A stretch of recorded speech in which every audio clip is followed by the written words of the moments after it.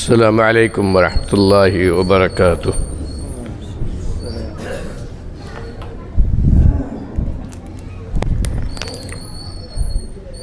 الحمد للہ رب العالمین، الصلاة والسلام علی سید المرسلین نبینا محمد وعلی آلہ وصحبہ ومن تبعہم بإحسان الی یوم الدین، اما بعد۔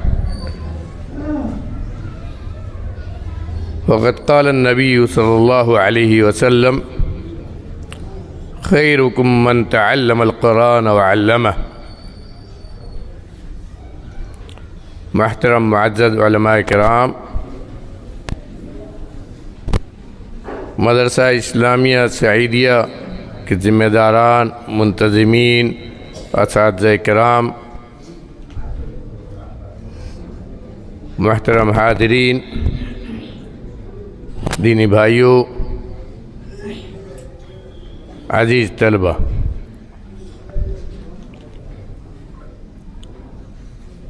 ہم سب کو اس پاک پروردگار کا سب سے پہلے شکر ادا کرنا چاہیے جس کی توفیق سے اس بابرکت مجلس میں ہم اکٹھا ہوئے، جسے ہم تقریب کہتے ہیں۔ حقیقت میں یہ اس کتاب سے متعلق ہے جس کی عظمت کا اندازہ لگانا مشکل۔ وہ کتاب جو اللہ رب العالمین کا کلام۔ آج جس پروگرام کو ہم نے منعقد کیا، اس کا تعلق قرآن مجید سے ہے۔ حفظ قرآن اور اس کے تعلق سے اسناد کی تقسیم بلا شبہ تمام عمل ایسی کتاب سے متعلق ہے جس کا پڑھنا ہی عبادت ہے، اور وہ لوگ کتنے سعادت مند ہیں جو اپنی زندگی کو اس کتاب سے ہر وقت جڑے رہتے ہیں، جن کی دستار بندی ہم نے کی حافظ قرآن کی شکل میں۔ ان کا مقام و مرتبہ کیا ہے وہ بھی ہم نے سنا۔ حفظ کے بعد ان کی کیا ذمہ داریاں، اس پر بھی ہم نے کافی کچھ سنا، اور پھر معاشرے کی کیا ذمہ داری ہے وہ بھی سب ہم سن چکے۔ میرے بھائیوں، ظہر کا وقت بھی قریب ہے، بہت کچھ کہنے کی ضرورت نہیں ہے، ضرورت آج عمل کی ہے۔ ہمارا گھر قرآن مجید سے کتنا سنسان ہوتا جا رہا ہے، سب سے زیادہ شکایت تو ہم کو یہی ہے۔ ایک وقت وہ تھا کہ صبح ہوتی تھی، فجر کے بعد تو ہمارے گھروں سے قرآن کی آواز آتی تھی، اور آج کس جگہ پر ہم ہیں اس کو کہنے کی یا بیان کرنے کی ضرورت نہیں ہے۔ بہت سارے احباب آتے ہیں، گھر کے اندر بیماریوں کا ذکر کرتے ہیں، پریشانیوں کا ذکر کرتے ہیں، آسیبی باتیں بیان کرتے ہیں، اور جب ان سے پوچھو کہ قرآن کے ذریعے اپنے گھر کو آباد کیا ہے تو معلوم ہوتا ہے کہ رمضان میں اگر کبھی توفیق ہوئی تو تلاوت کر لیا، نہیں تو کہاں توفیق۔ جب آپ نے خود اپنے آپ کو اللہ سے اور اللہ کی کتاب سے دور کر رکھا ہے تو پھر برکتیں کہاں سے آئیں گی؟ کہاں سے برکتیں آئیں گی اور کہاں سے پریشانیاں دور ہوں گی؟ سب سے زیادہ ضروری تو یہ ہے، اگر واقعی آپ اپنے رب سے تعلق رکھنا چاہتے ہیں تو اس کی کتاب سے اپنا تعلق آپ کو مضبوط کرنا ہوگا۔ کتنے خوش نصیب ہیں وہ لوگ جن کے گھروں میں کوئی حافظ قرآن ہے اور وہ اس کی تلاوت کا اہتمام کرتا ہے۔ صبح شام ان کے کانوں میں قرآن کی آواز جاتی ہے۔ تلاوت نہیں کرتے ہیں، کم کرتے ہیں، لیکن جو حافظ ہے وہ تلاوت کر رہا ہے تو کم سے کم قرآن کی آواز تو ان کے کانوں میں جاتی ہے۔ کتنے خوش قسمت ہیں وہ لوگ۔ اور نبی کریم صلی اللہ علیہ وسلم کی حدیث، مختصر سی حدیث جس کو بارہا ہم سنتے ہیں اور غور نہیں کرتے ہیں، کیا آپ نے فرمایا؟ خیرکم من تعلم القرآن وعلمہ۔ سب سے بہتر میرے بھائی کہا جاتا ہے، بہتر حقیقت میں خیر کے معنی بہتر نہیں ہوتا ہے، خیر افعال التفضیل کا صیغہ ہے، اس کے معنی ہوتا ہے سب سے بہتر، یعنی دنیا میں سب سے بہتر انسان وہ ہے۔ کیوں؟ اس لیے کہ قرآن سے بہتر کچھ ہے ہی نہیں۔ سب سے بہتر انسان وہ ہے جس نے قرآن کو سیکھا اور سکھایا۔ دو ہی بات آپ نے کہی۔ چونکہ قرآن دنیا کا سب سے بہتر کلام ہے، قرآن دنیا کا سب سے مقدس کلام ہے، قرآن دنیا کی کا وہ کلام ہے جس کے بارے میں ابھی آپ نے خود سنا، اللہ نے فرمایا کہ دلوں کا علاج ہے اس کے اندر، دلوں کا علاج ہے اس کے اندر میرے بھائیوں۔ صرف یہ نہیں کہ ہم اس کو پڑھ کر دم کریں اور ہمارا علاج ہو جائے، یہ ہے اپنی جگہ، اس کے اثرات ہیں، اور نبی کریم صلی اللہ علیہ وسلم نے اس کو شفا کہا ہے، لیکن یہ تو ظاہری چیز ہے۔ اصل شفا ہمارے لیے وہ ہے کہ ہمارا دل کی بیماری دور ہو۔ آج اصل بیماری ہمارے ہاں دل کی بیماری ہے، اور اس دل کی بیماری نے ہمیں کہاں پہنچایا ہے، چاہے وہ ہماری معاشرتی ہو، چاہے ہمارا دینی معاملہ ہو، چاہے عقیدے کا معاملہ ہو، جو بھی معاملات جتنے خراب ہیں سب دل کی خرابی کی وجہ سے۔ اور یہ دل کی خرابی کا علاج کہاں ہے؟ قرآن مجید میں ہے۔ تو جس چیز سے دل کی خرابی کا علاج ہو، اس سے بہتر چیز کیا ہوگی؟ خیرکم من تعلم القرآن وعلمہ۔ سیکھنے والا بھی اور سکھانے والا بھی۔ سکھانے والے میں صرف استاد نہیں، استاد یہ تو بہت خوش نصیب ہیں حقیقت میں، وہ حفاظ قرآن جو حفظ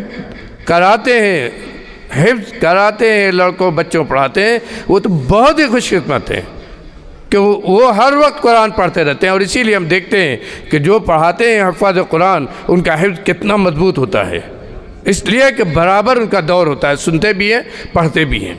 لیکن ان کے علاوہ بھی والدین کو بھی، اس لیے کہ والدین کی توجہ کے بغیر کوئی بچہ حافظ قرآن نہیں ہو سکتا ہے۔ اور بلا شبہ یہ والدین کی ذمہ داری ہے کہ جس طرح اپنے بچوں کو حفظ کرتے وقت پوری ذمہ داری نبھائی اور حفظ کرایا، اسی طرح حفظ کرنے کے بعد، حفظ مکمل کرنے کے بعد جب اپنی زندگی میں گئے تو ان کی طرف توجہ دیں۔ ابھی چھوٹے ہیں، ابھی کم عمر ہیں، ابھی اور کدھر جائیں گے معلوم نہیں، اس لیے اس حفظ کو باقی رکھنا بھی آپ کی ذمہ داری ہے۔ آپ دیکھیں کہ وہ کتنا پڑھتے ہیں، کتنا تلاوت کرتے ہیں، کتنا وقت آپ لگاتے ہیں۔ یہ نہیں کہ دنیا کے کام میں لگا دیا آپ نے، تجارت میں آپ نے لگا دیا، بننے میں آپ نے لگا دیا، کسی کام میں آپ نے لگا دیا اور ان کو چھوڑ دیا۔ صرف رمضان جب آئے گا تو قرآن تلاوت کریں گے، معلوم نہیں پھر باقی رہے گا کہ نہیں باقی رہے گا۔ حفاظ کرام کی جہاں ذمہ داری ہے، جن کو ہم نے دستار بندی کی ہے، بلا شبہ بہت خوش نصیب ہیں۔ اللہ رب العالمین نے ان کو چنا ہے اور دوسرے بچوں کے درمیان سے کہ انہیں قرآن کا حافظ بنایا ہے، دل میں اپنا کلام محفوظ کر دیا ہے۔ اللہ نے ان کو ایک طرح چنا ہے، نہیں تو بہت سارے ہیں جن کو توفیق نہیں ہوئی، یا یاد کرنے بیٹھتے ہیں اور یاد نہیں کر پاتے ہیں۔ یہ ان کے لیے بہت بڑی خوش نصیبی ہے جنہوں نے یاد کیا ہے اور کم دنوں میں یاد کیا ہے۔ لیکن جس طرح ان کی ذمہ داری ہے کہ اس کو باقی رکھنے کے لیے محنت کریں، ویسی والدین کی بھی ذمہ داری ہے۔ اور دوسری بات میرے بھائیو، وقت نہیں ہے، ایک بہت اہم پوائنٹ جس کی طرف مولانا عبدالغفار صاحب نے ابھی اشارہ کیا، نصاب تعلیم کے تعلق سے، اس کو میں بہت کہتا ہوں اور میں نے ذاتی طور پر تجربہ کیا ہے۔ اور دو بچے میرے اس نصاب سے جن بچوں نے پڑھا، آج وہ بہت اچھی عالم ہے، بہت اچھے عالم ہیں، یا کہیں اچھی جگہ اچھی تعلیم کے ساتھ ہیں، حفظ قرآن کے ساتھ دوسری جو چیزیں ہیں، دوسرے جو مواد ہیں بالکل پڑھائے جا سکتے ہیں۔ لیکن اس کے لیے جب ہم نصاب وہ بھی بنائیں گے تو ہمیں اوقات کی تقسیم کرنی ہوگی۔ جتنی دیر ہم بچوں کو حفظ میں لیتے ہیں، ان کی تعلیم کا وقت بڑھانا ہوگا۔ فجر کے بعد سے لے کر ان کے وقت کی ہمیں پوری تنظیم کرنی ہوگی، اور اسی میں ہم کو ایسا وقت نکالنا ہوگا کہ دوسرے مواد بھی ہم پڑھائیں۔ اور اگر ایسا کر لیتے ہیں تو ہم بچوں کی عمر کو بچاتے ہیں۔ قرآن کا حفظ جیسا کہ آپ نے سنا اللہ کی بہت بڑی رحمت ہے کہ بہت مشکل نہیں۔ قرآن چاہے پڑھنے میں مشکل لگے لیکن حفظ کوئی مشکل نہیں ہے۔ اللہ نے خود کہا ہے وَلَقَدْ يَسَّرْنَا الْقُرْآنَ لِلذِّكْرِ فَهَلْ مِن مُدَّكِرٍ، اللہ نے آسان بنایا ہے۔ اور جو بچے حفظ کیے ہوئے ان سے پوچھئے، شروع میں مشکل ہوتا ہے لیکن جیسے جیسے پڑھتے ہیں روانی بڑھتی ہے خود بخود یاد ہونے لگتا ہے، ایسی طرح یاد ہوتا ہے کہ وہ بھی نہیں سمجھ پاتے کہ کتنی آسانی سے یاد ہو گیا۔ تو انہی میں اوقات نکال کر ایک نصاب بنایا جا سکتا ہے کہ اس میں انگریزی کچھ ہوا، کچھ اردو ہوا، کچھ اور دوسرے مواد ہوئے، ان کو بھی پڑھایا جائے انہی کے ساتھ، تاکہ بچے جب حفظ کریں 2 ڈھائی سال 3 سال میں، اور حفظ کے لیے بھی اوقات کم سے کم لگانے کی کوشش کرنی چاہیے، تاکہ بچے دیکھیے آج کے وقت میں تعلیم میں عمر کی بہت اہمیت ہے۔ اگر عمر آپ کی زیادہ ہوگی، جو مراحل ہے تعلیمی ان میں اگر عمر زیادہ ہوگی تو پھر آپ آگے نہیں جا سکتے۔ اسی لیے کم عمر میں جو بچے زیادہ مراحل طے کرتے ہیں ان کی مثالیں دی جاتی ہیں، آپ دیکھیے نیٹ پر دیکھتے ہوں گے، ان کی مثالیں دی جاتی ہیں۔ تو کم عمر میں آپ زیادہ پڑھ لیں، یہ بھی ایک بہت بڑی چیز ہے۔ تو قرآن کے ساتھ ساتھ کچھ ایسی مواد ان کو پڑھائے جائیں کہ جب وہ قرآن حفظ کر لیں تو آگے وہ ابتدائی میں درجہ 6 7 8 وغیرہ میں 6 میں ان کا آسانی سے درجہ 6 میں، کیونکہ 5 تک مکتب تک پڑھ کر ہی کرتے ہیں 5 تک، تو آگے آسانی سے ان کا 6 میں داخلہ اگر ہو جائے تو ان کے سال آگے 7 8 میں داخلے کے لائق ہو جائے تو ان کی تعلیمی سال بچیں گے۔ اس کی بھی کوشش ہمیں کرنی چاہیے۔ اللہ تعالیٰ ہمیں کہنے سننے سے زیادہ عمل کرنے کی توفیق دے، جو باتیں ہم نے سنی ہیں ان پر ہمیں عمل کرنے کی توفیق عطا فرمائے۔ ہمارے جو بچے حفظ سے فارغ ہوئے ہیں، ہم نے دستار بندی کی ہے، اللہ رب العالمین ان کے حفظ کو اور مضبوط کرے، اس حفظ کو باقی رکھنے کی، آخر زندگی تک باقی رکھنے کی توفیق عطا فرمائے۔